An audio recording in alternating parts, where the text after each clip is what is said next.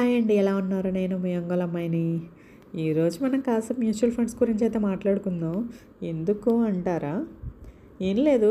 Last 2 days నుంచి market అయితే కాస్త డౌన్‌లో ఉంది గదా! తగ్గుతూ ఉంది. మన సబ్స్క్రైబర్స్ అడుగుతున్నారు. ఇప్పుడు మార్కెట్ అయితే డౌన్‌లో ఉంది గదా! ఇప్పుడు మనం ఎక్స్‌ట్రా యూనిట్స్ అయితే కొనొచ్చా అని జెప్పేసి. దాని గురించి మనం మాట్లాడుకుందాం కొంతసేపు. అసలు ఏవి కొనొచ్చు? ఏం కొనకూడదు? ఏమేమి ఎంత పర్సెంట్ తగ్గాయి? ఏంటి అన్నది గూడా మనం ఒకసారి చూద్దాము. ఇక్కడ మనం అసలు ఎక్కువ పర్సెంట్ రిటర్న్ ఇచ్చిన దానికే వెళ్దాం ఫస్ట్ మనకి.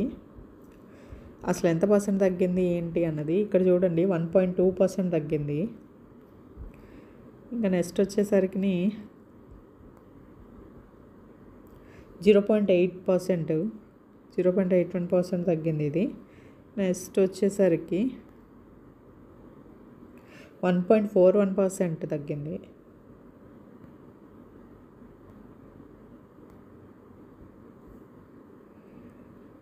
వచ్చేసరికి జస్ట్ 0.6% తగ్గింది. ఇవి నాకు చూస్తుంటే నేను ఆల్రెడీ కూడా అన్నీ నేను చూశాను, చెక్ చేశాను. ఇక్కడ అన్ని ఫండ్స్ కంటే ఎక్కువ తగ్గిన ఫండ్స్ పిఎస్యు ఫండ్స్ చూపిస్తుంది. ఆల్మోస్ట్ 1.5 పైన రీచ్. ఇదైతే 1.7 ఆల్మోస్ట్ 2కి రీచ్ అవుతుంది. అంటే ఎక్కువ డిఫరెన్స్ ఉన్నదే మనం ఇప్పుడు వన్ రూపీ తగ్గిన దానికంటే 2 రూపీస్ తగ్గిన కొనుక్కోవడం మనకి బెటర్ కదా. అందుకని చెప్పేసి ఇక్కడ మనకి ఎక్కువ పిఎస్యు ఫండ్సే మనకి తగ్గున్నాయి కాబట్టి మనం ఈ పిఎస్యు ఫండ్స్కి వెళ్ళి ఎక్స్ట్రా యూనిట్స్ కొనుక్కోవడం బెటర్ అని నా ఆలోచన. ఇంకొకటి ఏంటి అంటే ఓకే, మనం తగ్గినప్పుడు కొంటాము. కాకపోతే మనం తగ్గింది అని చెప్పేసి మనం వెయిట్ చేసి తగ్గినప్పుడు కొందాం అంటే అది ఎందుకు అంటే ఈరోజు తగ్గింది, మనం ఇంకా వెయిట్ చేస్తాం. ఇప్పుడు ఈరోజు ఈ ఫండ్ గురించి చూద్దాం. అసలు ఈరోజు ఇది 38 ఉంది, 37 ఉంది, 37 ఉంది. తగ్గిద్ది అని చూస్తా. ఓకే, 30 నుంచి 36కో 35కో వస్తే ఓకే. అదే 40కో 47కో వెళ్ళిపోతే మనం ఆ రోజు ఎక్కువ యూనిట్స్ పెట్టి కొనాల్సి వస్తుంది కదా. అందుకని మనం రెగ్యులర్గా ఇన్వెస్ట్మెంట్ చేసేది రెగ్యులర్గా చేసేసుకోండి. కాకపోతే తగ్గినప్పుడు ఎక్స్ట్రా యూనిట్స్ యాడ్ చేసుకుంటూ ఉంటే మనకి ఓవరాల్గా బ్యాలెన్స్ అవుతుంటుంది. ఇంకొకటి మనం ఇన్వెస్ట్ చేసే డేట్ 10 to 5, 5 to 10, 10 to 15 ఆ పీరియడ్లో వచ్చి తగ్గుంటే ఓకే, మనం తగ్గిన రేట్కే కొనేసుకోవచ్చు.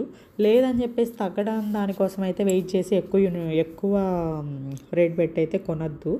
ఓకేనా. మనం డైలీ రెగ్యులర్ ఇన్వెస్ట్మెంట్ చేసుకుంటూ ఉంటాం. తగ్గినప్పుడు చూసుకొని ఎక్స్ట్రా యూనిట్స్ యాడ్ చేసుకుంటాం. అది కూడా దానికోసం మనం ఎక్స్ట్రాగా మనీ ఏమి స్పెండ్ చేయబడలేదు. మనం ఇంత అనుకుంటాం కదా, మనం మంత్లీ 10,000 అని 20,000 అని, అందులో ఒక 10 to 15% పక్కన పెట్టేసుకొని దాన్ని ప్రతి ఫండ్ నువ్వు ఏ ఫండ్స్లో అయితే ఇన్వెస్ట్ చేస్తావో అవి తగ్గినప్పుడల్లా కొంచెం యాడ్ చేసుకుంటూ ఉంటే ఓవరాల్గా బ్యాలెన్స్ అవుతుంది. ఓకేనా.